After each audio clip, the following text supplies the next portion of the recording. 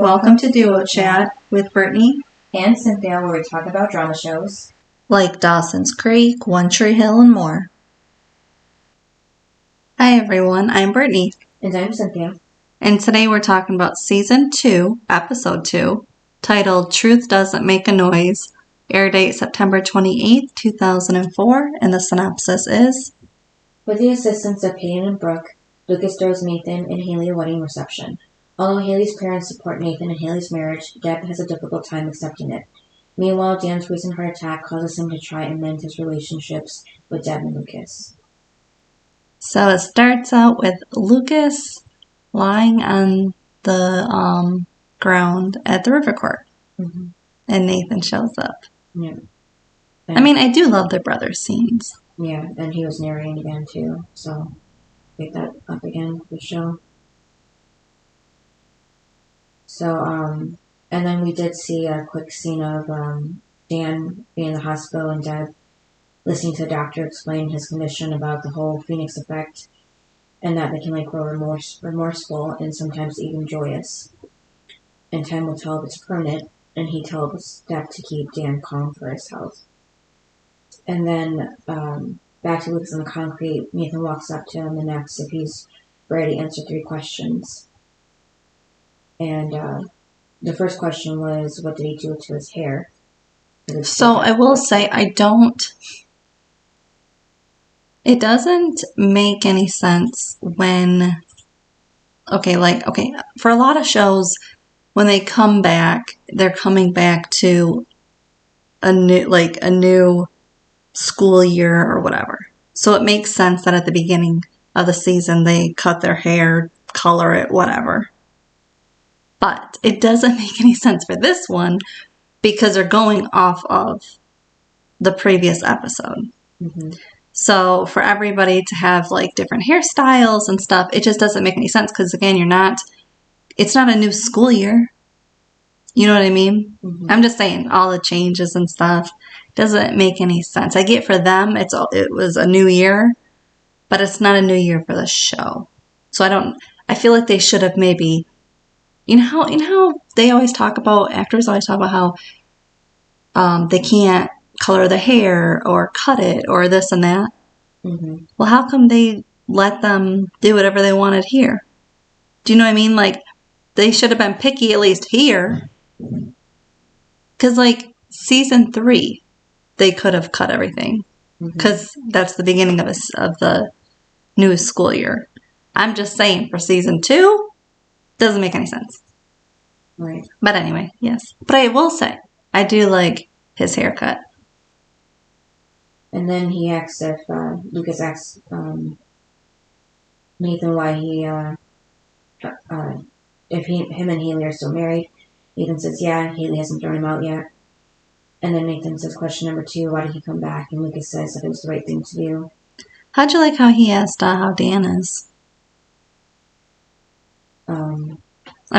Why would he think Nathan would know? Well, I thought it was interesting how Lucas didn't ask how, how's your dad doing? He just said, how's... Well, he didn't know what to say. Yeah. But I was just why does he think that Nathan would know all this information? Just because that is more his father than... Yes, but they don't have that relationship. So, of course Nathan wouldn't know. Well, you figured maybe Deb told him too. He doesn't talk to his mother. Hasn't Lucas figured any of this out? Well, he's been gone, I guess. No, but even before that, he emancipated himself. He wasn't close with his parents. That's when they cut them all off. Mm-hmm. Well, he saw, I don't think he knows about Deb from, when was the last time Nathan saw his parents before Dan's heart attack? Was it to get them, wasn't it to, no? Oh, is it when they were fighting over him? I don't know. He hasn't really seen his parents. Well, because Deb was, going over his apartment to give him money and food, so, yeah, I figured he still talked to Deb, at least. I don't know. Nathan says that Dan's still alive. He's probably freaking out about him and Haley like his mom is, and Nathan then asks Lucas if he regrets that, the whole "you're my brother" stuff now that he's back. And Lucas says absolutely. It's a joke. And then Lucas finally gets up from the ground and says he could see Nathan's family tripping out about it. Because he freaked out himself and he's not even related to Haley. You are now. Mm-hmm. And then I will say, I do love that Lucas is related to Haley. Yeah. And then at Peyton's house, Peyton and Brooke are discussing why Haley and Nathan would get married so young. Because Brooke thinks Haley is pregnant. And Peyton said, or in love. Mm-hmm. And she goes, I'm going pregnant. I'm like, oh my God, Brooke. Mm-hmm. Just because you got pregnant doesn't mean everyone does. Right. But also, nobody gets married in high school. Mm-hmm. And then her pregnancy was actually ended up being false. Mm-hmm. And then, oh, but it was funny because Brooke goes, oh, please, he's a Scott boy. Mm-hmm. Just one look and snap. Yeah. I was like, oh my God. But again, just because you got pregnant with, or almost pregnant with a Scott boy, doesn't mean everybody does. Right. And then Brooke asks what's new in Payne's musical world right now, and Payne lists off some artists. I will say it's very weird. Okay, I didn't like that Brooke was doing this. Yeah, nobody did. She's just sitting there getting information and then putting her profile out there. Mm-hmm. I'm like, oh, it bothered me. Yeah. And then Brooke was like, okay, and even when Peyton found out, she wasn't happy about it. You know what I mean? Because she's like, why are you typing all that? Mm-hmm. She tried to stop it. So I was just like, what kind of friend? Here's the thing.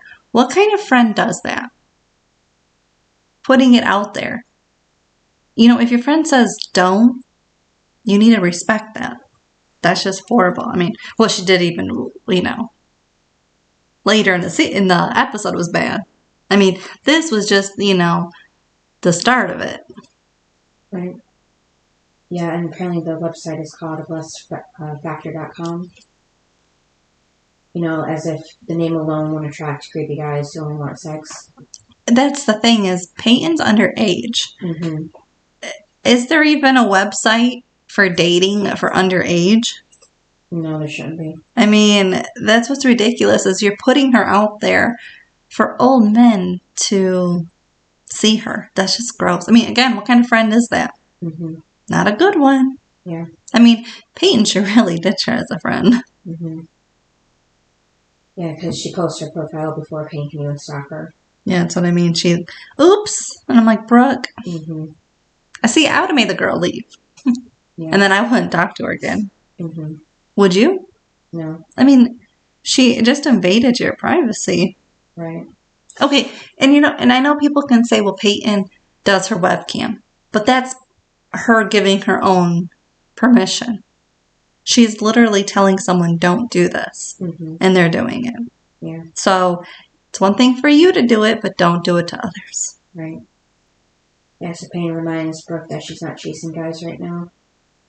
And why does Peyton need a guy 24/7? Right. Yeah. Just because Brooke does. But again, just because Brooke does mm-hmm. doesn't mean Peyton does. Right. Maybe Peyton just wants to be by herself for once. Mm-hmm. Really? And focus on school and drawing and music and live her life without someone mm-hmm. attached to her. Yeah. But Brooke responds doesn't mean she can't chase him for her. And, nope. If she's not about chasing guys, why are there half a dozen emails to Jake in her sent folder? Who cares? Yeah, and Peyton explains that he hasn't answered any of them. And she swears she's changing all of her passwords. But why is it such a concern? Right, yeah. And also, okay, so there's your proof. She still cares and likes Jake. Mm-hmm. So let it go. Yeah.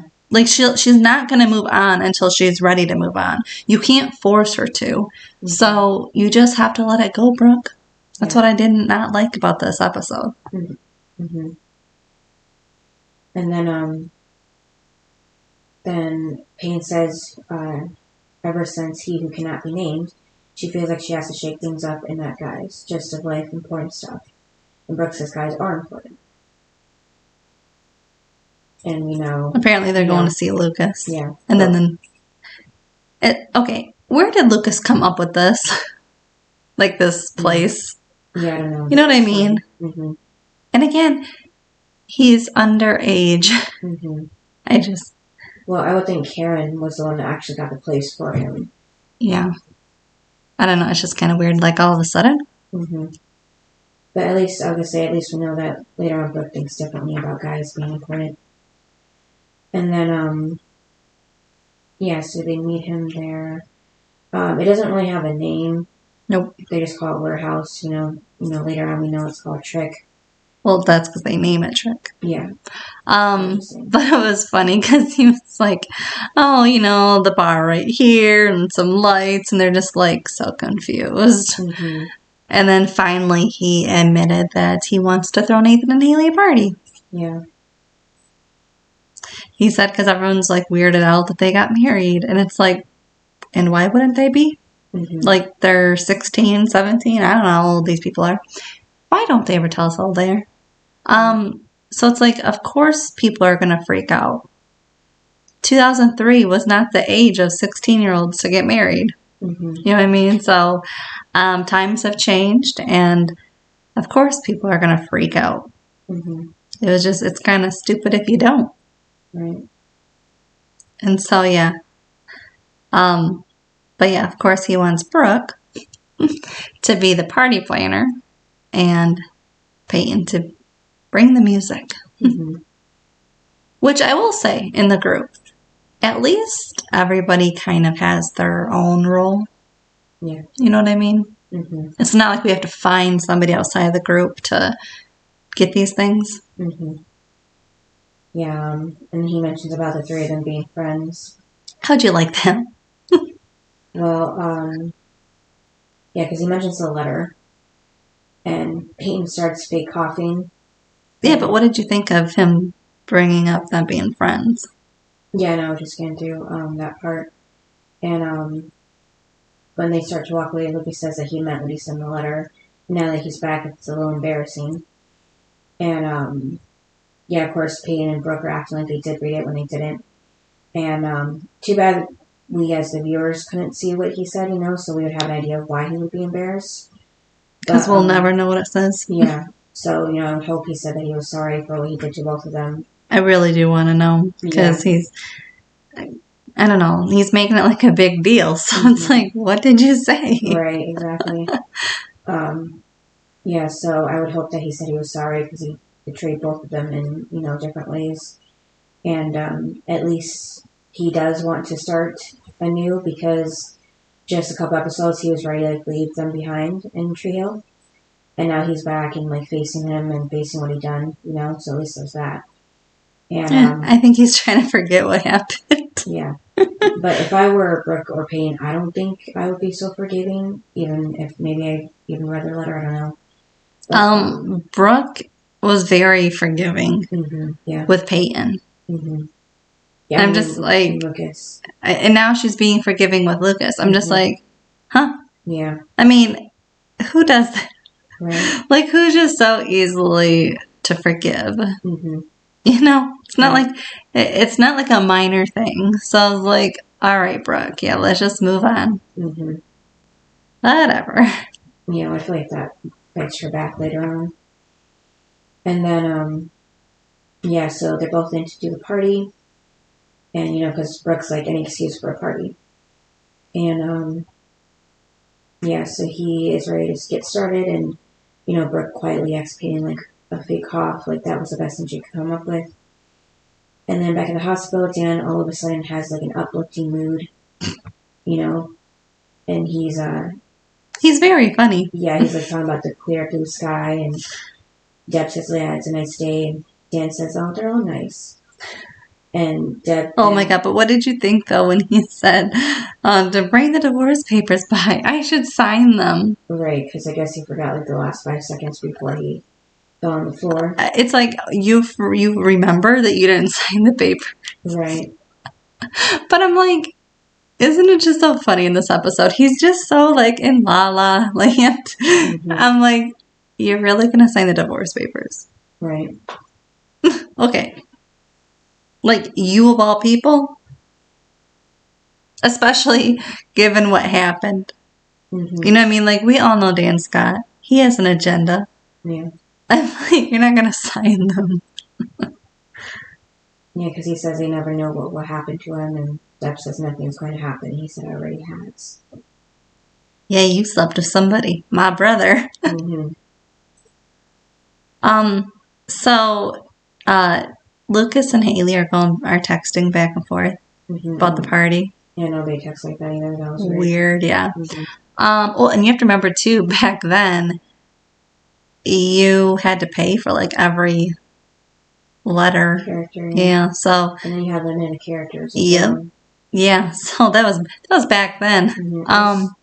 It was just weird to see party, without the one letter, and then. What was it in Dawson's Creek? Remember, it was part E. I don't know. Remember, and I was like, what? Like, it didn't make any. I was like, what is part? Like, you might as well call it part. Remember? Yeah. When they were trying to say party. Mm-hmm. Trying to think they're cool. Same thing here. But it was funny because Lucas goes, "Who's Bill?" Because she did BIL, and he goes, "Who's Bill?" And she goes, "Brother-in-law." He's like, "Oh God." Yeah. It's like, how come Lucas didn't register that in his brain? Well, I guess because she didn't do anything to. Well, no, but earlier when he saw Nathan said, like, "You're related to her now." So it's kind of like, did you forget that? Yeah, it just didn't cross his mind. And then he says to her he knows how sketchy he was when he left. And she says that she just surprised him. And he says he's happy for her. And Lily says she knows. And Nathan told her about him calling and asking about Dan and about them, and it's cool. And she just thanks him for checking in on things. And then Nathan comes up to them and tells Lucas he has his own wife. Yeah, and he said that sounds so weird. Mm-hmm. And then elsewhere in the parking lot, Brooke drops her textbook on purpose to have Payne bend over to pick it up. Oh my God. Just to take a picture of her butt. Mm-hmm.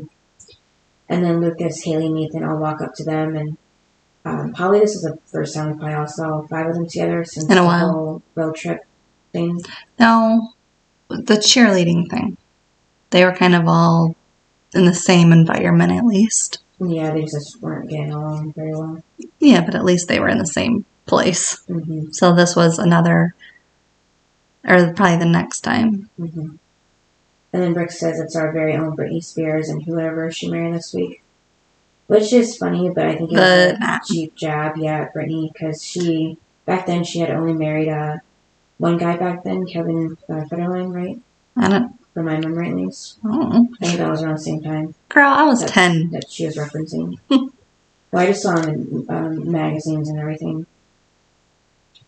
And then Brooke the next, Haley. Oh, yeah. What do you think? Pink booties or blue? Mm-hmm. What? And then she's like, I'm not pregnant. And it's like, now, how many times does Haley have to say it before Brooke registers in her head? Right, yeah. Like, that should have been enough. Mm-hmm. And then to say it in front of everyone. Right. I mean, that's the thing. It's like, how shallow can you be? Mm-hmm. Like, if she was pregnant, you're going to just announce it to the whole group? Right. No. And if she was, why would she want to confide in you when you're sitting here judging her? Mm-hmm. You know what I mean? She wouldn't. Brooke would be the last person right now, and I'm saying right now, to know if she was, because look at the way she's treating her. Right. Yeah. And then Tim walks up. Well, I was saying Brooke too should know better since she was kind of in the same position. Well, that's the thing, is like she's making this like a mockery. Mm-hmm. But yet when she went through it, she was like, no, this is serious. And, like, this is my life. And it's like, how come you're not putting that same energy into Haley if she was? Mm-hmm. Yeah. But again, it's because it was Brooke's situation and Brooke's life. It was important. If it's somebody else's, like Peyton or Haley, it's not that important to her. Mm-hmm. As you can tell by her pimping out her best friend. Yeah. I mean, does that really make them best friends then if your friend is pimping you out? Mm-mm. No. That's why I don't buy it.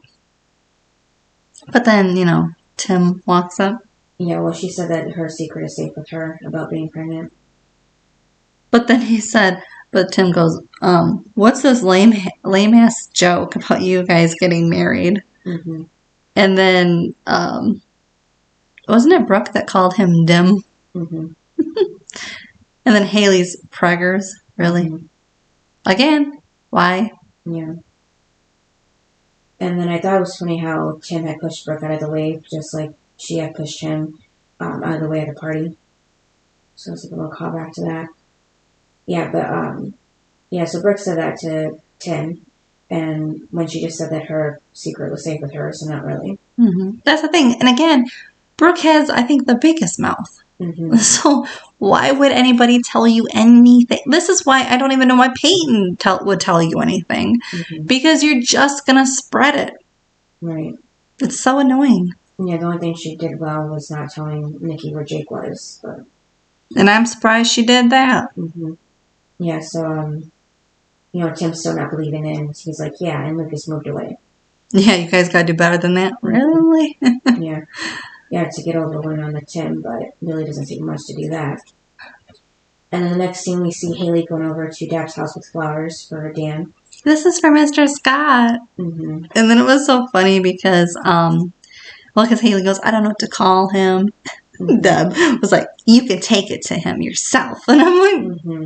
But when Deb pulled in, I was like, oh, because Deb just had that look of like, I was like, oh, this is going to get ugly. Because, like, Haley's so innocent and sweet. And then there's Deb that's like, I'm a, bitch. Mm-hmm. And, like, don't mess with me. And it's like, poor Haley. Mm-hmm. Like, this is what you have as a mother-in-law.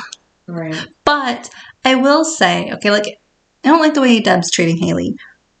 But you have to put yourself into Deb's shoes. You don't really expect your teenage son is going to emancipate himself and then marry someone. Mm-hmm. All in the same couple months. Doesn't happen. So, yeah, especially when, when you have your child, you don't really expect that. Mm-hmm. And you raise them, then, turns on you. Yeah. It's like, yeah, you don't expect that. So it's like, I don't want to be so judgmental with Deb because I get it. Like, I'm older now. I don't, I would have a hard time with it too if I had a kid. You know what I mean? Mm-hmm. So, yeah, again, Nathan and Haley had only been dating a couple months. It's not like they've been dating for years. You know what I mean? Mm-hmm. Like, years would be a little bit different than a couple months. Mm-hmm. So, yes. But how did you like, though, when Haley was like, because when she said you can take it to him, as in Dan, she said, Nathan said that wasn't a good idea. I'm like, he would, okay, if Deb can eat her alive, oh, could you imagine what Dan would do? Right. She'd probably, like, leave town. Mm-hmm. Yeah, and Deb had said, coming over here was, like, that was a great idea. Yeah, I don't think it was, because have you met, like, she just had a terrible encounter with her the last time she saw her. Mm-hmm. Does she really think Deb had changed her mind? Right. Like, no. Yeah, so Haley tells Deb that she's not sorry she married Nathan, but she is sorry about how they ambushed her with it.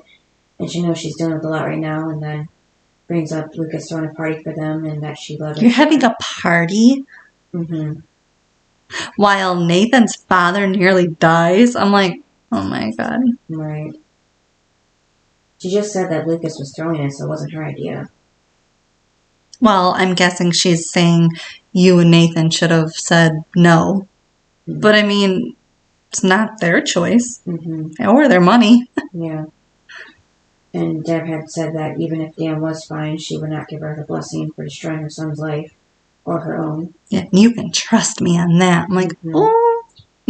Yeah, so it's obvious Deb was projecting her feelings of her own marriage. Well, yeah, she was like, what, 18, 19 when she married the wonderful Dan? Yeah. So, and look at how well that turned out. Yeah, so she was probably jealous of how, like, in love and good Haley and Nathan are together. Well, I think she probably thought, too, she used to be like that. She thought that's how her and Dan were, all in love. Mm-hmm. And, now Dan, all he's been doing is jabbing, throwing jabs at her of how, basically he didn't love her. Mm-hmm. Even though previously he said, he did. Yeah. So it's kind of like, so what's the truth? Mm-hmm. So, and I don't think she knows what the truth is, but,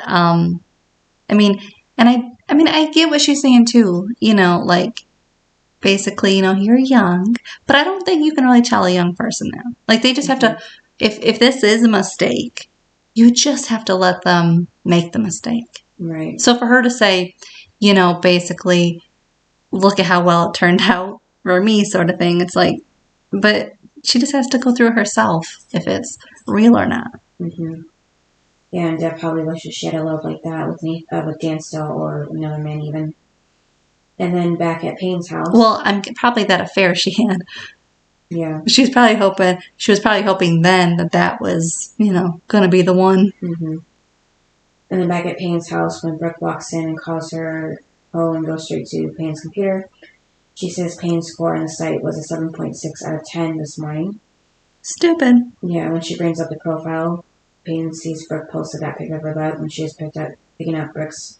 Again, why is she allowing... Okay, first of all, does Brooke not have a computer at her own house? And secondly... I think she just wants to show Payne what she's been doing right in front of her. Because she's being awfully stupid. Because she's doing all this at Peyton's house. And also, she's doing it... She just comes right over and gets right on the computer and stuff, and it's like... Not even like a hi, best friend. Like, nothing. It's just, I need your computer. Mm-hmm. And I'm like, and then just a post about Peyton. I'm like, who does this?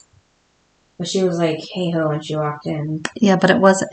That's not exactly nice. Yeah, no, it's just a term of endearment. That's not endearing. Oh, some girls do that. Well, if we want to talk about the hoes, I don't think it's Peyton. Mm-hmm. Just saying. Who's the one that kept making out with people when she was drunk? Mm-hmm. And didn't remember? Wasn't Peyton. Sorry, I don't like Brooke in the episode. So, of course, Payne's furious about Brooke doing this without permission still, and that the pic had made her score go up, and now 53 guys have left her profile. So it was just so annoying because she should have deleted it. Mm-hmm. And then she's going through the guys and saying this one's to this, to that. What'd you think when she got to the two female? I was like, what? Right. Like, that was just very shallow and judgmental. And then she said that she found one that looks emo and like sappy, a guitar player. Well, she said guitar playing loser. Yeah, she's like, he's perfect for you. But so now you're downgrading your friend. Like, that's what you think that your friend deserves? Mm-hmm. Right. Yeah, so Payne tells her to get off because she has to burn the CD for Haley and Ethan. That was just annoying, though. Like, you're low if you think that that's what your friend deserves as a loser. Mm-hmm. Great job. Great best friend. You're right. I mean, I can see how it was kind of playful on Brooke's end, but not really. But it's not how she said it. Yeah.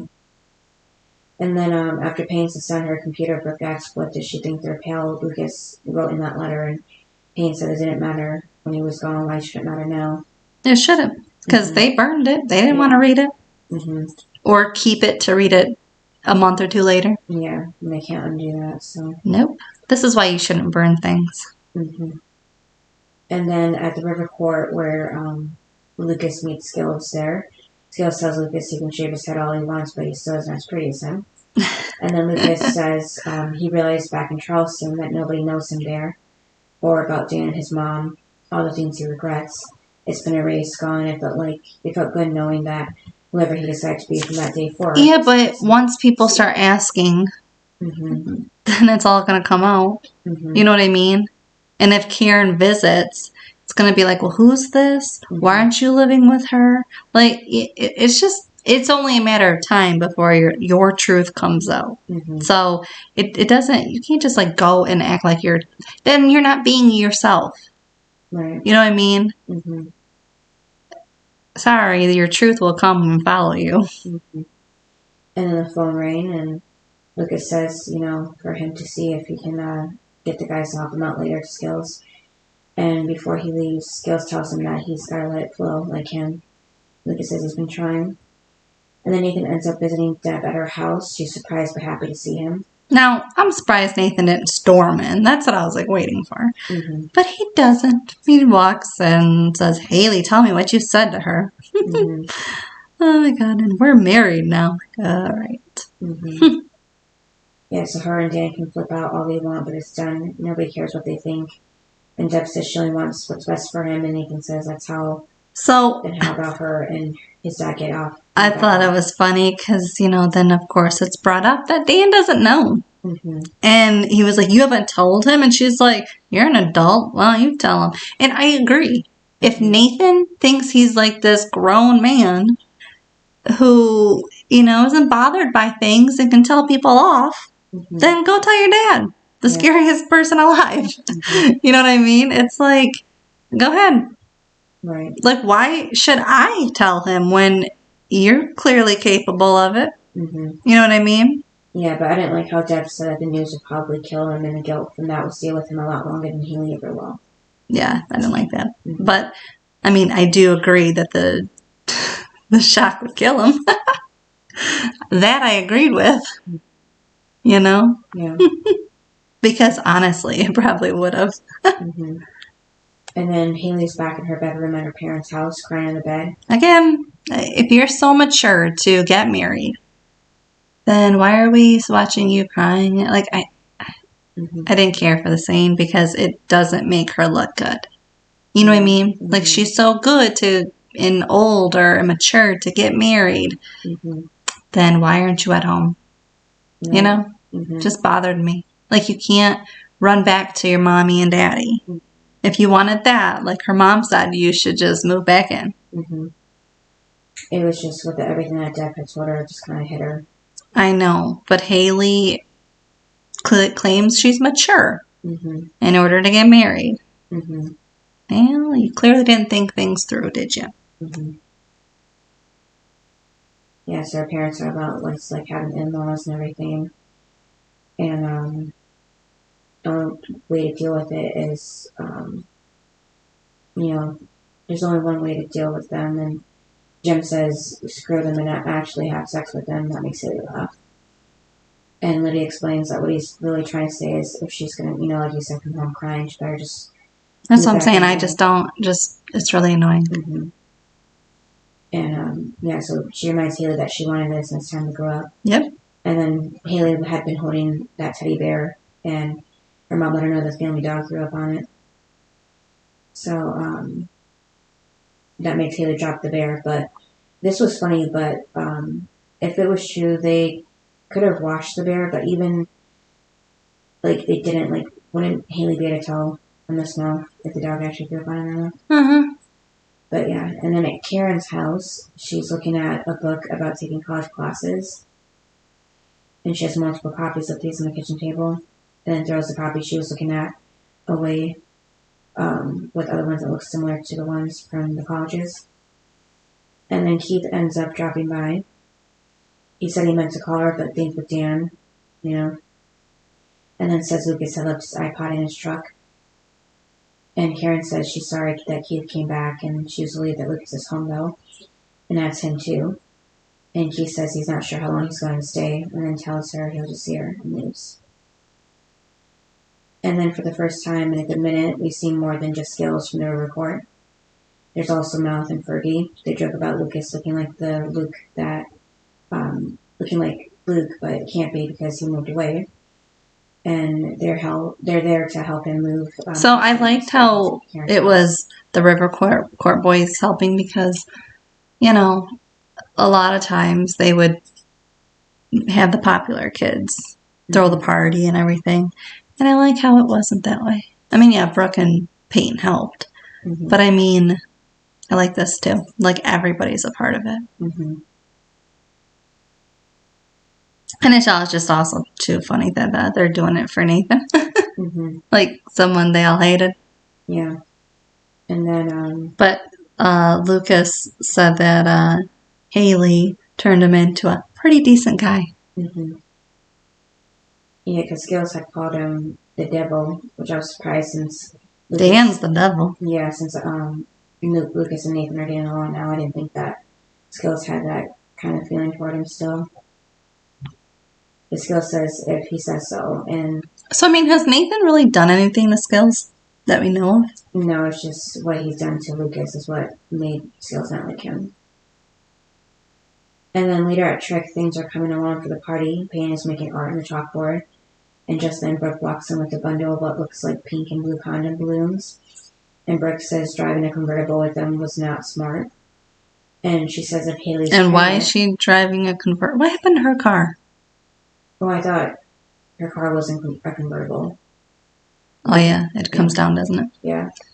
Well, why wouldn't she have... Why wouldn't she have it up then? I guess because they would have been blocking her view. Maybe they would have been too Doesn't sound smart. Crowded with the hood down. Yeah. Mm. And she said that if Haley's pregnant, it's a reminder, and if she's not, still a reminder. And then Brooke then asks Mouth how his bod is, and Mouth answers skinny.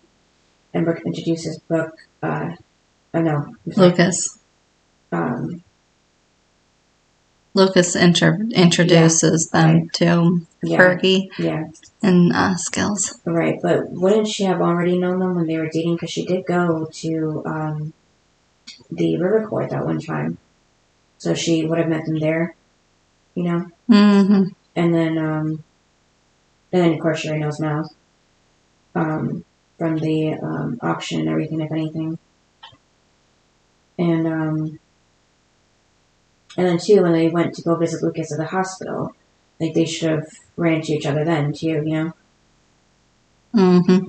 Or when they were writing the get well messages at the riverport. There were so many times Brooke could have been introduced to them, so this was just kind of weird to me. But then Skills calls Payne skinny girl, and Brooke says Payne is an 8 on lust factor now, or 8.1. And then she takes another picture of Payne with the Polaroid camera as she walked by. And soon it will be in 9. So I did like this idea. Yeah. Of having the cameras on the tables and everybody can take pictures and stuff and they'll put them on the wall. Mm-hmm. I did like that one. Yeah. And then they also have the can of spray string to spray on Haley and Nathan when they get there. You know, so like the traditional rice kind of thing. Mm-hmm. And then she pulls Mouth forward to have him sit in a chair with wheels. And I didn't care for this. Well, that was kind of funny. No. Could be dangerous, though. It's like a human spin the bottle. I thought it was stupid. Well, you know, Brooke's just trying to come up with different games that they can play. Yeah, except for it's called Spin the Body. Yeah. Really weird. The other one was 5 minutes in the elevator. Surprised it wasn't 7 minutes in the elevator at least, but I don't think that would be great for people who ever fear of getting trapped in an elevator, you know? Well, I guess don't go in the elevator then. Mm. Don't play the game. Yeah. And then, you know, she says if anybody has the same person on their list, they can go in there. Oh, but that was funny. The elevator list and everybody was naming out there. Mm-hmm.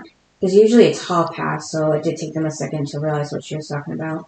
Yeah, so Peyton's is Jack Black. Yeah, I didn't see that coming. Me either. But then Brooke Davis. Mm-hmm. This is supposed to be a celebrity thing? Mm-hmm. Okay, Mouth. Yeah. So you mean to tell me Mouth does not have a celebrity crush? He probably does. He just wanted to be with Brooke. It was funny. Yeah. Brooke Davis. Mm-hmm. And everybody starts laughing. Yeah. And then Skills was Holly Berry and Brady's was Beyonce.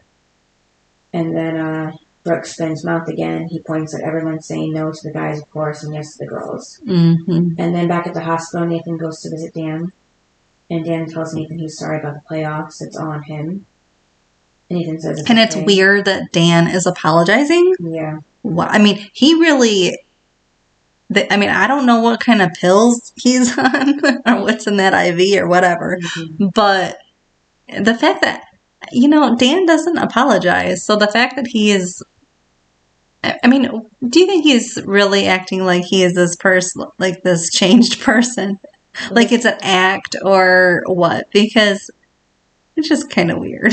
Well, the doctor said it was a Phoenix effect, apparently. I feel like it could have been that, but eventually it wasn't so much of the truth as it was just a cover-up to, you know, get on everybody's good side so they trust him again. Well, that's what I mean. It's like it wears off. So I'm thinking it may have worn off, but then now he's just like, I'm going to just be nice just so I can get everybody. Yeah. Because again, they won't know what's coming. And clearly he's doing it to everyone now. Yeah. And then that's when Nathan says that there's something he should know. He says him and Haley got married. Are you trying to give me a heart attack, son? Well. Yeah. And then Dan says, so that's it for basketball. No, I don't agree with that. Yeah, neither do I. Because whether you're married or not, you should still be able to have your own hobbies. Again. I mean, to a point, though. Not like if it's going to take you away from the family and everything. You know what I mean? Like, if you're not taking your family into consideration when it comes to it, or if you have to travel or something, then that's different. But I mean, and also how often you're doing it, you know? Well, I mean, there's guys that'll go golfing all the time, and it's like, and it'll be all day. And it's like, but you're not spending time with your family. You know what I mean? You can't go too often, you know? Yeah, I know. I say once a week wouldn't hurt. Right. But I don't agree with this. I mean, and also, Dan really doesn't know Haley then, because she wouldn't make him give up basketball. Yeah. But then Dan's like, you'll see. And I'm like, why are we acting like Haley and Deb are the same person? I think he was just thinking maybe that they would go down the same route him and Deb did with her getting pregnant and then him having to quit basketball. He quit because of his lie. Yeah. Because he couldn't measure up to his father's standard, basically. Yeah. And he was tired of getting judged for it. It wasn't because of his knee injury or whatever the heck injury it was. Yeah. It came out that it was because of his dad. So why are we acting like anybody made him give it up?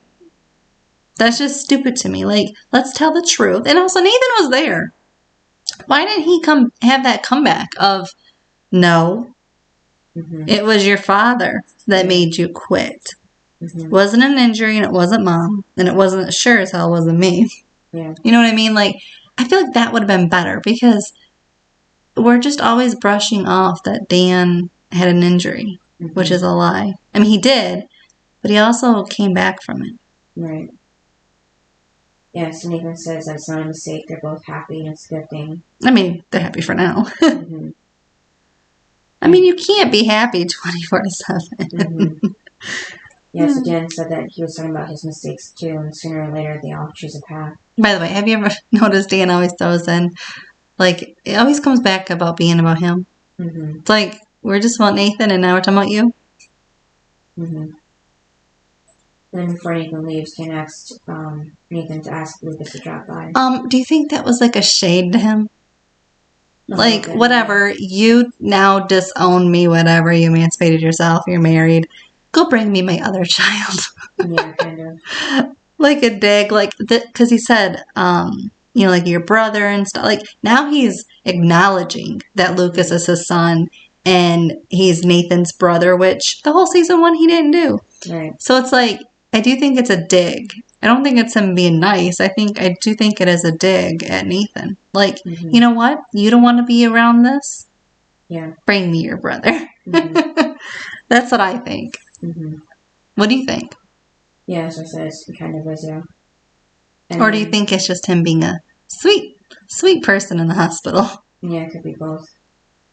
And then back at what would be Trick soon, Nathan walks in and he loves how the place is looking so far. Lucas, says should he be at home getting ready, and Nathan says yeah, but he needed to talk to him first. So he mentions that he was at the hospital and Dan wants to see him, basically. I mean, okay, if you were Lucas, would you go? No. Me either. He has a party to deal with. Well, I wouldn't go, because look at who it is that's asking. And he hasn't been in your life or cared. So, I mean, heck, he wanted you gone. So, and he kept saying you're a mistake. So why would you go and see him? Right. I don't know why these people have so much guilt. Mm-hmm. Because I would be like, well, screw you. Bye. You know what I mean? Like, you had a chance to know me, and you didn't, so bye. And then Nathan tells Lucas when he was younger he thought he had the best of things growing up with a father in his life, but if he wants his advice, just to stay away from him. The best thing, take Nathan's advice. Yeah, the best thing he ever did was getting emancipated. And just then, Karen shows up, tells Nathan congratulations, and then he leaves. And then Karen finds the fake ID booth. And yet doesn't say take it down. Right.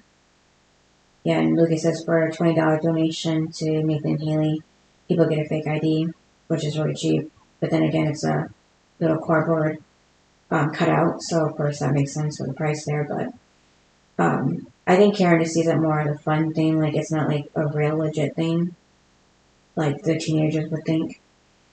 And because they're using a Polaroid camera to take the pictures too, so it just makes it look even less realistic. And then that's when Lucas brings up that he saw the course catalog in the recycling bin, and Karen says she was just thinking about taking a couple of classes. And Lucas asks why. Why not? Yeah. And I do like how Lucas is pushing his mom. Mm-hmm. Like, if this is something you want to do, go on. I mean, at least her taking college classes isn't taking her out of the country. Yeah. You know, for 6 weeks. At least she'll be home every night. Mm-hmm. You know? Yeah. Because at first Lucas thought maybe it's because he came back to Tree Hill, but she says, no, I can just wait. And Lucas asks for what?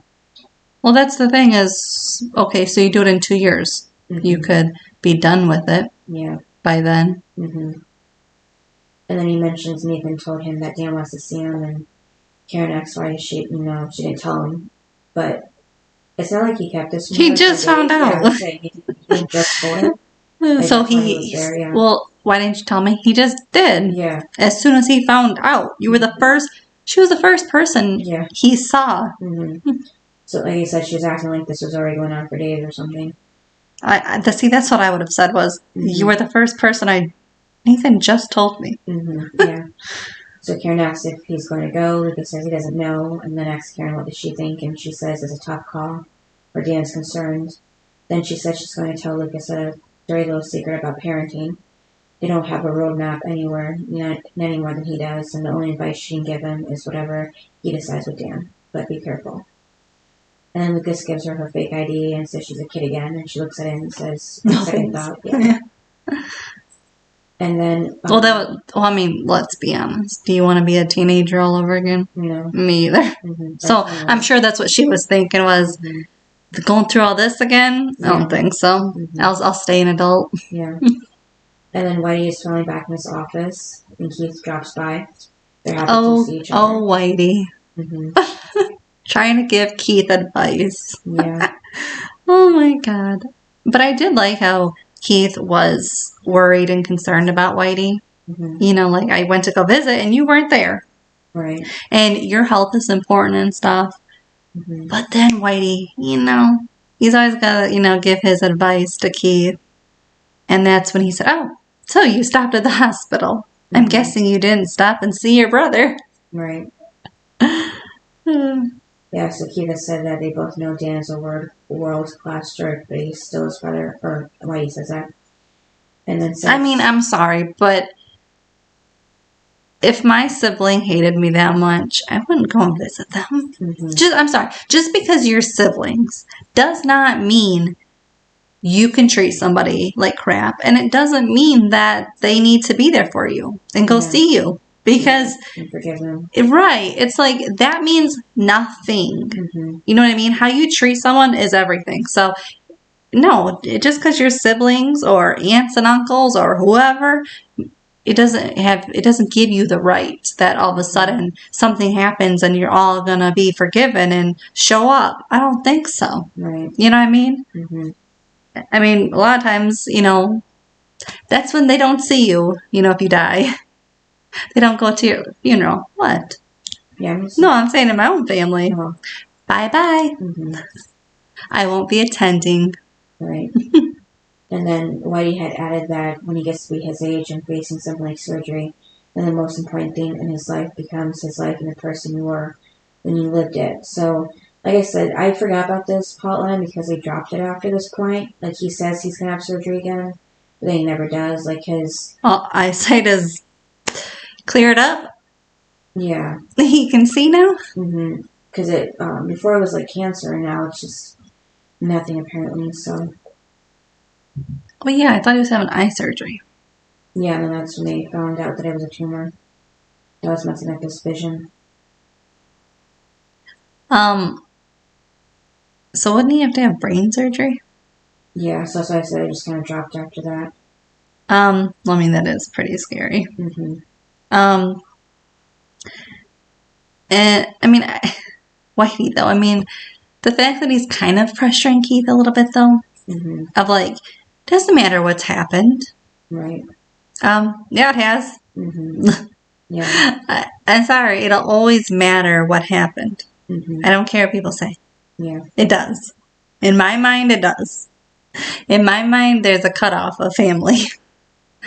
You know? So no, but it was funny because, you know, he's trying to give him this great advice, and then Keith is like, because he goes, why? You know, like, what happened? You know, like, what, like, why won't you go see him, sort of thing? And Keith is like, oh, you know, I slept with Deb. Yeah. I was like, and then it was funny because Wade goes, forget everything I said. Yeah. It was so good. And at Payne's house, she's taking a shower and asks Brooke what she'll Oh my God, I can't. Yeah, and just then Brooke opens the shower to take more pictures of her. This was worse than anything Brooke had done in the episode because, you know, at first she was just getting her music, her type of music. Then it was her taking a picture of her ass, which was bad. But now you actually took a picture of her naked. You know, and again, she's underage. Yeah. And it was without her consent. Again, every step that she has done, Peyton has said no to. Yeah. Why are you, like, if you're such a good friend, why are you continuing this? That's what I don't like. Yeah, and why would you want that as a friend? Right, and now that picture definitely crossed the line of child pornography, so. And, too, like, that's what you want in a friend. Right. Like, I feel like that's an enemy thing. That's what someone who hates you would do. Not somebody who supposedly cares about you. Right. And wants what's best for you. That's not what she's acting like. Yeah. And Brooke says that, you know, that's going to get her a 10 now. And that's... okay, why is she so focused on getting Peyton a man? Why isn't she focused on getting herself one? I think it's distracting from the fact, you know, about what happened with Lucas and stuff. Okay, but but Peyton had moved on to Jake. Brooke had moved on to nobody. So why isn't she focused on herself? Why isn't she putting herself on a profile and taking nude pictures of herself? Like, why isn't she doing that for herself? You know what I mean? Like, it's annoying because I'm sure if someone did it to her, she would have the same reaction. Yeah, Brooke just doesn't know how to focus on herself. She has to be preoccupied with guys or something. No, she has to be rude to people. I mean, look what she did to Nathan and Haley. Look what she did to Lucas and Peyton. Remember at the party, she told Peyton, show us how you really feel. I mean, she's not been nice. So, and here showing again, this is your supposed best friend. Yeah, I think like Abby, how she was in Dawson's Creek, Brooke just likes to mess with people as... Yeah, but this is her best friend. Abby didn't have a best friend. Yeah, I'm just saying it makes her life is so empty and bleak that she wants to mess with other people's lives too, just to have something to do and be entertained by it. So. Well, then you don't have a best friend because you shouldn't be doing that to people. Yeah. And then Haley walks in and... Where'd you get that picture? Yeah, but doesn't tell her to take it down or something. And then Brooke uploads, the pictures from her camera to Payne's computer. And Haley's just shocked by all the photos, as she should be. But again, doesn't tell her maybe she thinks Peyton's okay with it. I guess, yeah. Because she never talked to Peyton about it. She never said, are you okay with this? Maybe that's why, I don't know. Yeah, and Brooke calls it a little project she's working on to help expand Payne's horizons. Again, why? Yeah, Haley even pointed out, by posting new pictures for on the internet, and Brooke had said that Payne is going to thank her when she sees the guys that are lining up. Yeah, right. The only guys that are going to be lining up are the ones that are going to be the creeps. Wrong. Yeah. And the ones she wants to line up, Lucas and Jake, yeah, are unavailable to her. Yeah. You know what I mean? So it's like the only ones she wants are unavailable. So Brooke, leave it alone. Yeah. And yeah, so they're looking at the guys, and Haley says, like, that one's cute, and starts getting a little too into it for a newlywed. And Brooke tells her, down girl, and she can look at the menu all she wants, but from now on she eats at home. And then later at the party, Mouth is a DJ. It's funny how Mouth is a DJ to all these events. Parties now. But because before he was just like the sports announcer, now he's like the music guy. Because you would think that might be Peyton, if anything. I know. Why isn't... I thought Peyton was supposed to, like, be the DJ and bring the music, and now Mouth is? Yeah, I mean, she put the music together. I guess he just plays it, but... Yeah, and then Lucas runs into Fergie and takes a picture of Mouth and Brooke at a DJ booth. And then he finds Payne, who got like a fake tattoo at her ankle, and takes a picture and gives it to Payne. And then Brooke gets on stage to say Haley and Ethan are there, and she asks Mouth if he got the extra spray strain, and he says sorta. And just then, Haley and Ethan walk up the steps, and everyone's cheering for them. And except for the cheese. Yeah, because that's when Mouth comes out with it. And he gets it all over Skills' head and arm, and explains to Skills that they were out of the strain spray, so he got cheese instead. You know, Skills wanted to do that to Mouth. Yeah. The look on his face. Yeah, this seemed more like a Tim move, Yeah. To see him doing. But... Mouth should have given that to Tim, and then Tim would have. Yeah. Because, I feel like Mouth would have known better just to not get anything if they didn't have this, spray strain. Well, and then to do it on your friend. Mm-hmm. Yeah. Like, what? Yeah. Especially when your friend doesn't even know. It's one thing if your friend knew and was okay with it. Mm-hmm. But Skills didn't know. Right. So that was just mean. Mm-hmm. Wow, Brooke's rubbing off on Mouth. But I thought it was funny how Bree took a chip and scooped some of the cheese off. I know, that was funny. And Skills was like, get off me. Mm-hmm. It was funny. Yeah. And then Deb walks in. She has a present. She sees Haley's parents and... Nathan and Haley all hugging. Yeah, greet them and everything. I will say, not a fun scene to walk into. Mm-hmm. Seeing your son all happy and everything with his in-laws. Yeah. Especially when you're not great with them yourself. Yeah, so she... And you've never met her parents. Mm-hmm. But I did think it was very nice of Deb to bring a gift. I just wonder what the gift is. Right. Yeah, but that definitely had to make Deb feel excluded. That's what I mean, is that's not something you want to walk into. Mm-hmm. I'd want to walk right back up. Mm-hmm. Yeah, so Deb gets Lucas first and, gives him the present. And then Lucas walks up to a guy and asks if he's there for Haley or Nathan. And he says Peyton. So he's starting to figure it out. Yeah, but then that just means that Brooke did another thing without Payne's permission and bringing these people. Yeah, inviting them to the party. So she might want to change her name. Yeah. Well, I didn't like how Brooke was not only was Brooke inviting these guys to meet Payne without her knowing, but she was inviting them to the party that, was for Nathan and Haley. Yeah, who know nothing of these guys, and they're strangers, so they shouldn't be welcome to that party at all. Mm-hmm. And then the guy finds Peyton, and Payne guesses he's from Lust Factor, and she explains that her friend put her on there as a joke, and she's not looking there for a relationship. Apparently he's looking. Mm-hmm. And he says apparently he's 9.6, and she clarifies again she's not on the market, and he tells her to IM him sometime then. And again, she keeps saying no, so get away from her. Yeah. And then Brooke walks up and asks if Payne is crazy, and what was she thinking of letting him go? She guesses he has to be up to a 9. Payne says 0.6. What did you think when Brooke started doing the fake cough? Yeah. I mean, it was a funny callback, but, It is funny, yeah, but at the same time, when you actually, looking at the scene, it ain't so funny. Right, yeah. Because she needs to take accountability for what she's doing. Mm-hmm. Yeah, and same thing, Brooke says that she needs a drink like Payne had said, and she walks away, so Payne tells her not to fake cough her and goes after her. And then Deb finds Karen.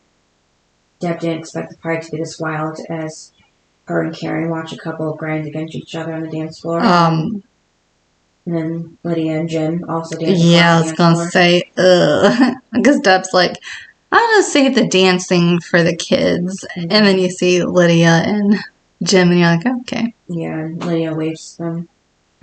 And then Karen and Deb are walking to find somewhere to sit, and Deb asks Karen how can she be so at ease with all I this. didn't really understand this, because it's not Karen's kid. Right. So she, yeah, she can say, because she even says, Haley's like a daughter to me, and you can say that, but she's not your daughter. And Lucas isn't the one that got married. So Karen's kind of out of this whole thing. She just is watching from afar. She's not a part of this like Deb is. You know what I mean? She doesn't have to worry. Her son didn't emancipate himself and hate her and go get married. That was Deb's sin. So it's like, so I didn't really understand this, because she's like, how can you be at ease with this? And it's like, because it's not her kid. I didn't understand that. I'm like, why are you even asking, Deb? Like, she has no foot in this, Yeah, maybe just because she also has a son the same age, so she didn't think of what it would be like if... Well, I don't think she thinks about... But again, she has an actual great relationship with her son, who tells her things. So, Deb doesn't have that. I think Deb wishes she obviously had that, but I don't know. It's just kind of weird. Yeah, and then Deb says, to Karen, she can't possibly know what they're up against. She didn't get married when she was their age, and then Deb stops talking when she realizes what she was saying. Yeah, when she made that dig at Karen, I was like, yep, bye-bye. Because I'm like, you can't keep throwing digs at people. Okay, it's one thing, whatever, to be mad at your son, but then you're throwing digs now at Karen, who is the only one right now that is somewhat talking to you. And right there would make me not want to talk to you. You know what I mean? Because that wasn't Karen's choice. If it was up to Karen, she would have married Dan. So, whatever. Yeah. But I think that was more of an accident than anything, but yeah. No, but I think Karen wanted probably this life. You know what I mean? Where that perfect, happy mom, dad, and child. Do you know what I mean? Yeah. But it didn't work out that way. And then just then Nathan and Haley walk up. Haley tells her that she's glad she made it. And then if Deb wants to go meet her parents, and then Deb pulls out her cell phone, although it made no noise whatsoever, and says it's Dan, and then she has to take the call. And speaking of Dan, he's watching TV and eating Jell-O when Keith walks in. Dan says he wondered if Keith was ever going to come visit him, and Keith says he was waiting for the right time. Then realized that... When's the right time? Yeah, exactly. It wasn't going to be a right time, so here he is. He tells Dan he's sorry for what happened with him and Deb. He wishes he could take it back. Dan says he hasn't been much of a brother to him, or husband to Deb, or father. Now, he didn't say father to Nathan, just father. So I'm wondering if he was thinking of Lucas, like including both of them. I think so. Because he asked for Lucas. Yeah. So I'm guessing yes. Yeah. And then he's had other things on his mind, success, business, and Keith tells Dan to... I'm surprised he didn't say, and money. Yeah. And power. Yeah, so Keith tells Dan to focus on getting well, and he'll deal with the dealership. This is what made no sense to me. Your brother did what he did. Yeah. And yet you're okay with him running your dealership? Yeah. Okay, you're the one that apparently went to college for business, probably. And became successful. Right. Your brother lost it, his own shop. I mean, obviously for, medical bills. But it's just like, you're really going to trust your brother? You know what I mean? I'd be like, even if I was in the hospital, still bring me my books so I can go over all my numbers. Yeah. I don't know if Keith is really the person to be in charge. And he's never really had employees either, has he? He had Lucas. He didn't have a whole staff and everything like Dan has. And I don't know, it was just kind of weird. I was like, all right. And yet Dan's just okay with it. I'm like, now that's just a red flag to me because Dan is not the person that's going to allow that to happen. Right. And especially so giving, like, okay, and accepting. Yeah, right. Mm-hmm. Yeah, Dan's, being all for us says it took a load off his mind and things changed and people change. Right. People might change, but Dan does not. Mm-hmm. Then Keith said, "Get well, Danny." Mm-hmm. Oh my God. And then back at the party, Jim and Lydia are taking pictures with a fake ID. Then Haley and Nathan find them. They're having way too much fun at this party. Well, I thought it was funny to watch them acting like they're the same age as everybody else. That's what was annoying. I thought it was funny. And then, yes, they said they lost Deb in the crowd. Lydia's shocked that she showed up, and Nathan says she's actually trying to make an effort. So they say they will too. But then that's when Lydia and Jim tell Nathan and Haley something. It's kind of a wedding present for them and for themselves. Lydia says that they got an RV. They always wanted to do this after the last bird flew the coop, and that they just sell the coop and hit the road. And Haley hates hearing this. Lydia tells her, the great thing about an RV is that they can launch a sneak attack anytime. I don't care. But I mean, okay, here's the thing. These people, Haley's parents, have never been in the show until now. Right. So who cares if they, why do we have to make a storyline of them leaving? To explain why they disappeared. Because that's what they're going to do after this whole wedding. Okay, but my point of the matter is we haven't seen them all season 1. Mm-hmm. It's not like they were a part of Haley's life. It's not like we saw them. So we could just act like Haley visits them at home. Do you know what I mean? Like, we don't need to see them because we haven't seen them in anything Haley's done. And it just doesn't make any sense. Like, why? It's yes, to get rid of them, but it's not like they've been a part of the show. It's not like Deb, we would want to know where she's wandering off to because she's been a part of the show. These people have not been a part of the show. Yeah, it's just so to not let the audience think that they're staying on the show. It's just a way to explain why they're not there anymore. Also, it's stupid because, yeah, your daughter got married, but you're not going to be there in case she needs you. Yeah. It's not really good parenting. And also, I also don't like the storyline because I thought she had this big family. Mm-hmm. It makes no sense at all. Yeah. Where are these siblings? Yeah, apparently she both has sisters and brothers, but none of them are mentioned. None of them are there. Mm-hmm. None of them are mentioned. Yeah, and it's not like Lydia and Jim are like, well, we're going to visit your sisters or your brothers. Yeah, or say why they couldn't make it or something. Yeah, there's no mention, but she comes from this big family. And also, how far apart are these siblings? Right. And also, my other thing, too, when I was watching it, I went, how old are Haley's parents? Mm-hmm. Because you can't, if you're not retired, you can't just pack up an RV and move. You have to go to work.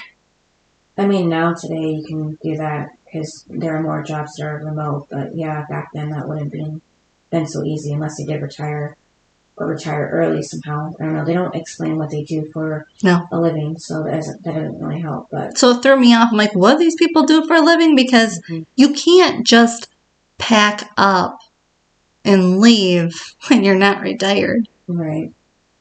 If they're in their 50s, there's a lot of people that are in their 50s that are still working. Mm-hmm. I don't know. I just wish we would have also heard them say, hey, it's great. We're retired. You're married. We can, there was no indication that these people are retired.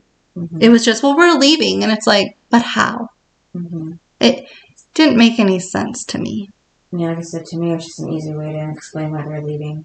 No, yeah, it's to get rid of them off the show. But if they haven't been a part of the show, I don't care. And also, story-wise, it doesn't make any sense for Haley. Also, I realized in this episode that Haley, in season 1, they made Haley's parents these parents that cared about every little thing she did and, kind of, how do I want to word it? More involved with her life. More involved, but like, as people would call like helicopter parents. Mm-hmm. Like, I need a cult member. She was, I need to call my mom. Mm-hmm. Well, if that's who these people are, they're not gonna just leave you. Right. Do you know what I mean? Mm-hmm. Like, my parents are the parents that, yes, when I was in high school and stuff, I had to tell them where I was going. They wouldn't have just left me. Mm-hmm. Even if I had gotten married in high school, they would not have just left me.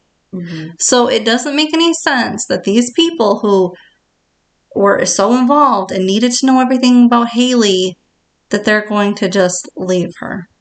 That was my problem, was for story-wise, it doesn't make any sense. Mm-hmm. And I don't care for it, because the people that they were apparently in season 1 are not the people that we're seeing. They seem very like, I don't know, kind of like Peyton's parents or Peyton's dad. You know what I mean? Mm-hmm. Come and go. Yeah. But that's not who they were in season 1. Right. Yeah, so Lydia explains that this is how they set each other free. And then elsewhere, some guys... And also, she just got married. You don't even know it's going to work. You're just packing up and leaving? Right, maybe they just believe in them, like Nathan does. That's just stupid. She's like 16. Mm-hmm. So, things end. What's going to happen? Do you know what I mean? Like, she has no home to go to. Like, great parenting. Mm-hmm. And then elsewhere, some guys are spraying each other with the spray strain so much that besides for Lucas, I really can't make out anyone else who was in that group. And then a random guy from Lust Factor, another one walks up to Lucas who's looking for Payne. Then Whitey shows up, and Nathan asks how he's doing. I'm old. Yeah, but he hasn't always been that way, and there was a time when he was young and in love like that. What did you think when he gave them that baby blanket? It was sweet, but kind of like what Brooke was doing, suspecting that they only got married because they were going to have a baby. But it was funny, though. Because Whitey, because when she said, I'm not pregnant. Mm-hmm. And he said, you never know, he is a Scot after all. Yeah, just like Brooke. Yeah, but Whitey has a more history with the Scott family. Yeah. Like, he can say it and get away with it. Mm-hmm. But I was surprised that he even had it, because he never mentioned before that him and his wife, wanted to have a family. It was just, he just said it was always him and her, so there was no explanation if they tried to have kids but couldn't, or maybe, by the time they figured out they wanted kids, it was too late or something like that. So, well, that's probably what happened. Yeah, so I was just wondering, they didn't really explain that. He just gave them the blanket. Then they're playing Twister. Haley walks up and Brooke pulls her closer. Haley asks, what does she have to do? Piano stick? And Brooke's confused, so she tells Haley, that's where he kicks. And Haley says, she's not pregnant, and shows Brooke her birth control patch. Which is weird. Well, she needed to get Brooke to shut up, so that was the only thing. That's, just because you show birth control, it doesn't mean, Brooke can still think what she wants. I mean, look what she's doing. Yeah, but that was, concrete proof and evidence that Brooke can see now. Did she open up the pills or anything? No, it was a patch. It wasn't the pills, so she could see it on her body. Yeah. And, she says to Brooke, what other reason do they need to get married besides for love?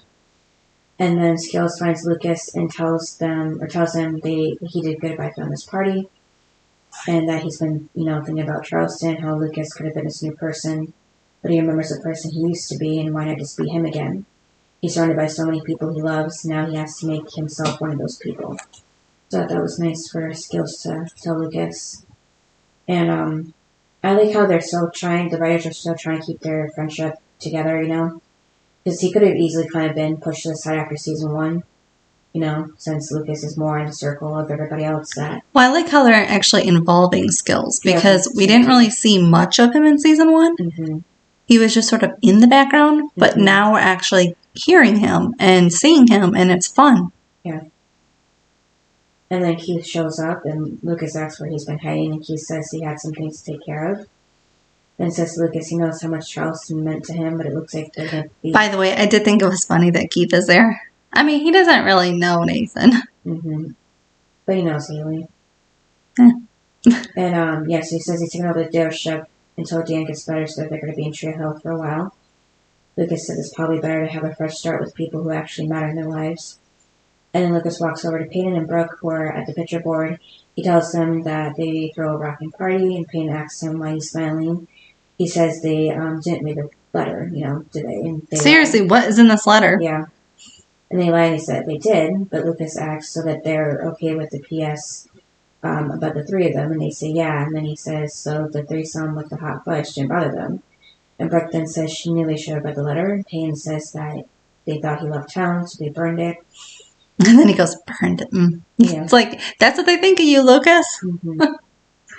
Yeah, then he says he's glad that they didn't read it. It's all the stuff he says is not important now.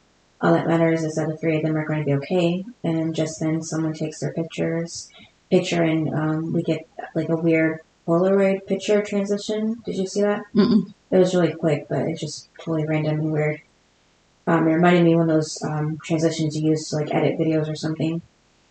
And then we see Keith and Karen. Keith tells Karen he's back and decided to run the dealership. Karen says he's given up a lot for Dan and he doesn't deserve better like him. He says he actually deserves better. She's like, yeah. And it's like there's no explanation. Mm-hmm. Just he deserves better, and it's like what? Like we all like Karen's like what? Like the two of us know him better than that. Like what are you talking about? No indication that what happened. Yeah, but that's when he did see Deb walk by. So yeah, but she didn't put it together. Yeah, I know. I'm just saying because she didn't see her. It was only Keith where he was standing. And then we see Deb looking at the pictures on the board, touching a picture of little Nathan, and just then Nathan walks up. Little Nathan. Yeah. And he asks if she's met Haley's parents yet, because they're right behind him, and introduces him. I'm sorry, but that's like a, what do you want to call it? Ambush? Ambush, yeah. How would you like to be Deb? Like, you don't even know these people at this party, and you don't want to be there. Your son, like, just everything, and then now all of a sudden it's like, you're in a corner. Like, you can't run. Mm-hmm. I wouldn't like it. Yeah, I think Nathan just did it too because he knew that Deb was going to probably try to avoid them. I would too. Mm-hmm. Because I agree with what she said. Yeah. Jim tells her he's sorry to hear about her husband and asks how he's doing. Deb says he's struggling with the new reality. What did you like when he said that one day he hopes they can all break bread and argue about religion and politics and how to raise their grandchildren? Right. I was like, what? Yeah, it was a little jumping ahead. Mm-hmm. It's like they're 20-year-olds, not high schoolers. Yeah. And Jim tells Nathan no hurry in the last one. Well, then he said, you raised a fine man. And she goes, he's not a man, he's a boy. Mm-hmm. But then I love when Deb went at them. It was great. Well, you know how I feel now about them. It's like I don't like it. Mm-hmm. Because like I am on Deb's side when it comes to this. Mm-hmm. And that's when she was like, blaming them basically. Because it is their fault. If they didn't allow Haley to do this, they would not be legally married. Well, you never know. They could have still gone through with it somehow. Not legal. I just said legally married. Yeah. That would have been illegal. Mm-hmm. Even if Haley would have signed her parents' name, like, it still would have been illegal. Mm-hmm. Yeah, so Nathan tries to stop her, but she continues saying that she's not going to stand there and make nice and pretend that this is all okay when it isn't. And then when Haley walks up and says, and don't, it's one thing for Deb to raise her voice at her, but don't come here and dump on her parents. They made their decision to get married and they're happy, and if she's not there to celebrate with them, then she thinks she should just leave because she doesn't want her there. And Nathan knows that Haley was right, so he just stands there with his arm around her, and after a few seconds, Deb walks away. So I did like how Haley did stand up to Deb, because what Deb was saying to her parents wasn't really at least the right time and place to definitely say that. Yeah, but it bothers me because of the future. About what now about the future? Who's there for Haley and Nathan? Deb. Sure as hell isn't Haley's parents. After some season, yeah. Mm-hmm. Like, it bothers me. Like, quit hating on Deb when she's the one in the future that's going to be there for you. Mm-hmm. Like, your parents are leaving, what, tomorrow? It's like, they don't even know if it's going to last, but they're leaving you. Mm-hmm. I mean, really? Who are you going to go cry to? You know what I mean? Mm-hmm. You were just crying in your bed. Yeah. And now, who are you going to do that? Mm-hmm. Because Karen is going to tell you to suck it up too. Right. So, it doesn't make much sense. Mm-hmm. And then later on, Haley is on the stairs outside when Nathan joins her.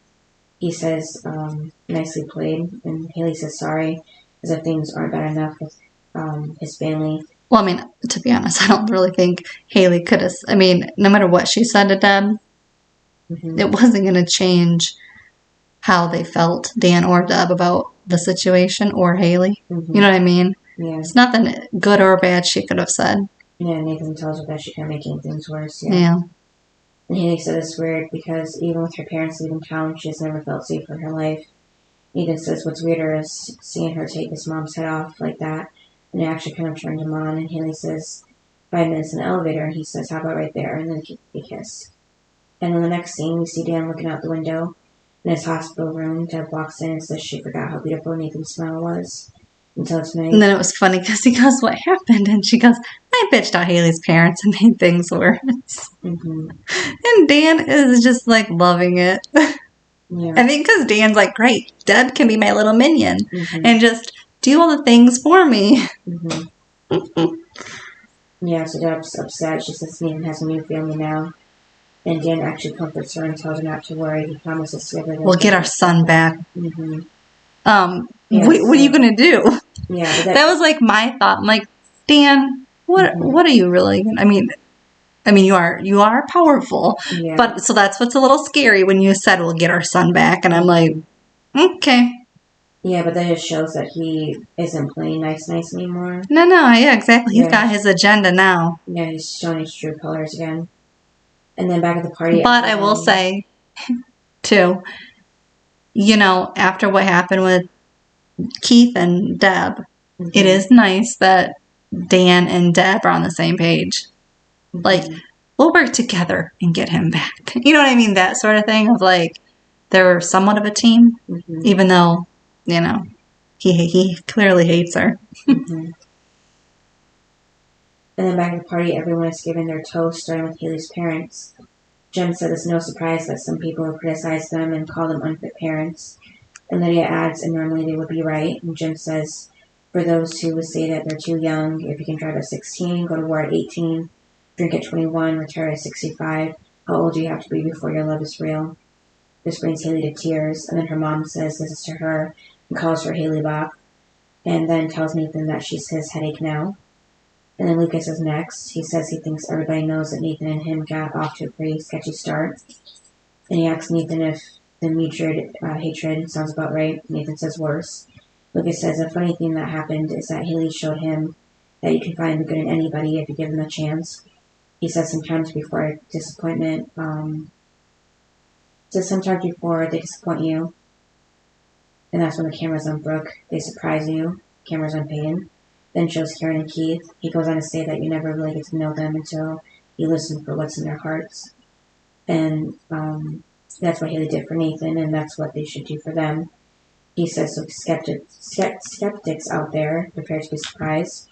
Then he says this is to his brother and his little sister-in-law in-law. It was funny because he goes, and my little sister, or my little sister-in-law. Like he had that pause, and I was like, oh, that's cute. Yeah. And then we see Deb pulling a picture of young Nathan, holding it to her chest. And then Brooke, who puts a photo of her, Payne, and Lucas on her vanity mirror. She smiles. And then we see a picture of Payne, who's at her computer. On Lust Factor, she's up to 9.4. Then she deletes her account. Then we see a glance of Karen's fake ID, who is looking at one of the college class catalogs. And then we see a picture of Keith before and after the silly stream. Dressed in a suit and at the dealership. Yep. And in Dan's office. Yep. Oh my God. And then Dan. He says, because the camera's on him, And he goes, I'm glad you came, son. Yeah. And in walks Lucas. Mm-hmm. It's like, oh my God. Like, I can't believe Lucas actually went. Right. So that was shocking. Mm-hmm. So, so you said you would be on Deb's side. So would Now that I'm old, yeah. Well, would you say that, like she said that, even if that meant losing your child? Well, I wouldn't have come out hating her parents and everything like that. Like she did. Mm-hmm. But it was just really risky on Deb's part to say that. Yeah, I mean, you're already on the verge. Mm-hmm. That's why no matter what she does right now, she's on the verge. But the good thing that she has in her pocket is they're leaving. Right, yeah. So, I mean, from now on, as long as she bites her tongue and tries to repair her relationship with them, yeah, at least she'll be a part of their lives because her parents aren't there. Right. Also, too, I mean, you have to think that, like, we're old. Like, if you had a kid, that's just not something kids are supposed to do. Mm-hmm. So, yeah. And again, if they had waited to, like, date first, and, like, why they got to jump right to marriage? Like, that's just the whole thing. Like, if you have a kid, I'm not saying, like, Nathan, I'm just saying in real life, like, that's what you would tell your kid. So, I'm not mad that they got married. Obviously, I love them. I'm just saying that if it's your kid, I mean, okay, let's jump for a second. Haley says to Jamie, you better never do that. So she believes that. When did she tell him that? When she's in the hospital having Lydia. She told Jamie, because she was talking about her and Nathan getting married young. And she said, he better never do that. Oh, because I just remember when they were looking at the new house and they were like both imagining what if Jamie came home with a wife in 10 years or whatever. Like that's the only thing I remember. No, yeah, she was in the hospital and she said that to him. Like, you better never bring home a wife. And I'm like, interesting that you hated Deb for feeling that way. Yeah. But again, she was ambushed. They didn't come to her like they came to her parents. And her parents weren't exactly like, let's go and get you married right this second either. Do you know what I mean? So for them to get mad at Deb for reacting was stupid because her parents reacted not in the happy way that they wanted. So it took them, good 30 minutes. It took them time just like it's going to take Deb time. So that's what's annoying is why are we judging Deb when her parents weren't okay at first about it? Do you know what I mean? But yet, because Deb was ambushed and had a reaction, now she's the, villain in this.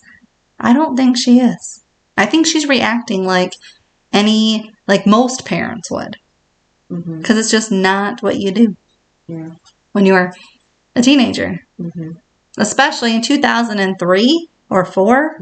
That's not what you do. Yeah. So that's the only reason.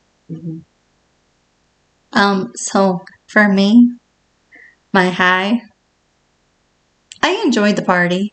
I thought it was funny. And I liked that everybody was involved and included and everything. A little nervous of what Dan's going to do. Now that he's got the, look of, I'm going to take everyone down with me. Yeah. But my low, so that was my high, but my low was, just the way Haley's parents are. Because again, they didn't act like this, according to Haley, back in season 1. So it doesn't make any sense. They acted like they were involved. They don't seem to be that involved. So, yeah. That's probably it. I mean, I don't really think there was any, bad things that happened. Oh, yeah, Brooke. Yeah. What Brooke did, obviously. I mean, I don't even know why it went that far. You know what I mean? Because again, as a friend, when your friend says no, that should have been the end of it. Mm-hmm. What about you? Yeah, I didn't like what Brooke did to Peyton or Deb to Haley's parents. And then my high was... I mean, Deb could have just kept her mouth shut. Yeah, my high was the party too, because it was a nice way for, like you said, everybody was involved, and I liked how it was kind of everybody that helped put it together, you know? Because it was like Lucas's idea, but he got all his friends, all their friends on board, so that was nice. And I like what Peyton did with the wall and everything. I thought that was cool. Yeah. And then what would you rate it? Like an 8. Oh, I'm going with an 8 too. I mean, it was entertaining. Mm-hmm. I mean, I don't really think there was any like boring scenes. Right. They were all entertaining. Mm-hmm. And then who is your best and worst? I put the worst as Deb just because. Oh my god, you were like hateful towards Deb. I just don't like her in the one scene at the party because she acted like she was gonna be civil because she did bring the present and everything and dress nice and everything, and then it's like the second she saw the party wasn't like a usual bridal shower, even though they are teenagers, so it just makes sense that it was like this, but she just kind of changed her mood over the whole thing. No, I think she's like looking like she don't know any of these people, and she knows dang well Nathan and Haley don't know any of these people either. They heard the word party at school and all showed up. Right. And then and that's not normally what happens at wedding showers. Normally you know the people there. Yeah, like I said, they're teenagers, so it makes sense. And then the best was Lucas because, like I said, he was the one that made the whole idea to celebrate Nathan and Haley because everybody else was just kind of not okay with it or just not really doing anything about it. So for me, the best was Lucas because he threw the party. And finally we had like a party that didn't really end in disaster. Not really. Not like fighting and everything.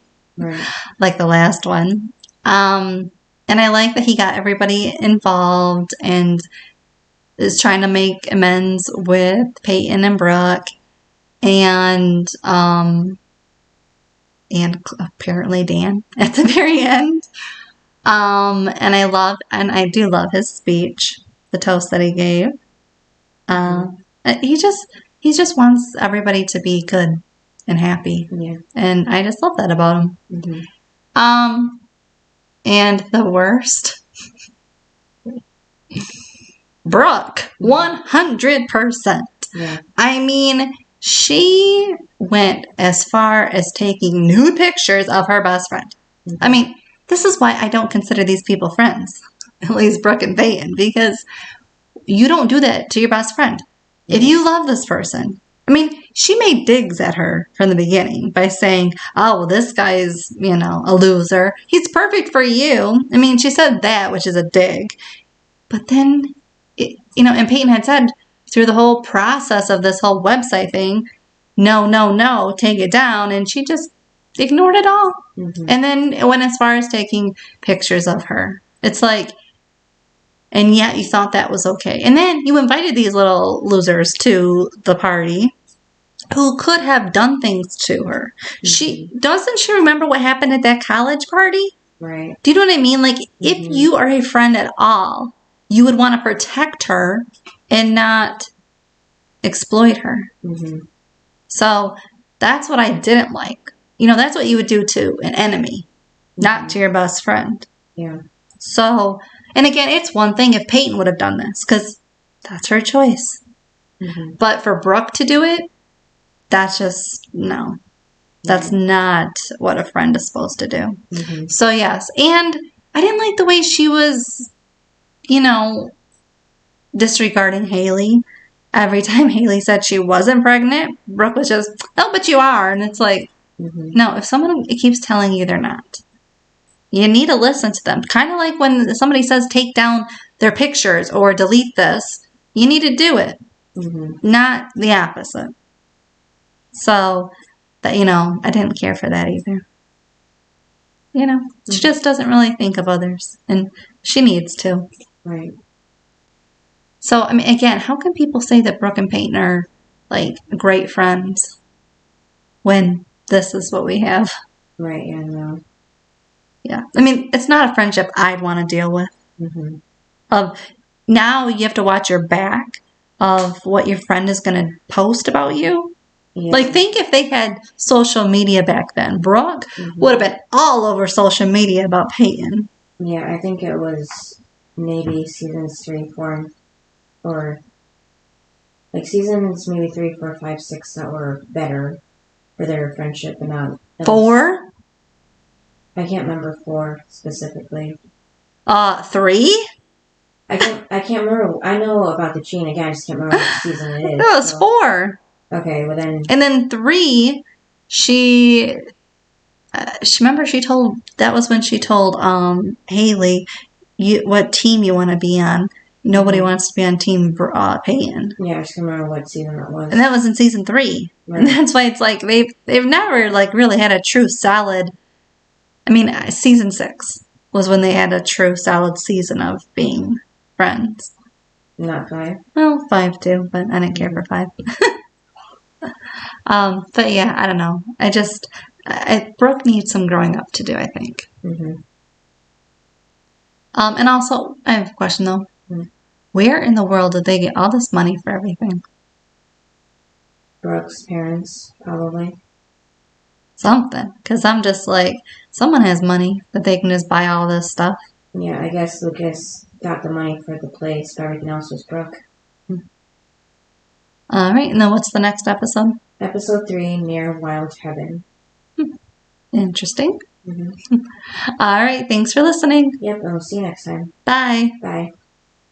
Thanks for listening to this episode of Duo Chat. If you want to chime in with your opinion about the episode and the show we discussed, you can email us at duochatpodcast@gmail.com. And to keep up with updates about the podcast, you can follow us on Twitter, Instagram, TikTok, and subscribe to our channel on YouTube at Duo Chat Podcast. And give us a review wherever you listen to podcasts. We would appreciate it.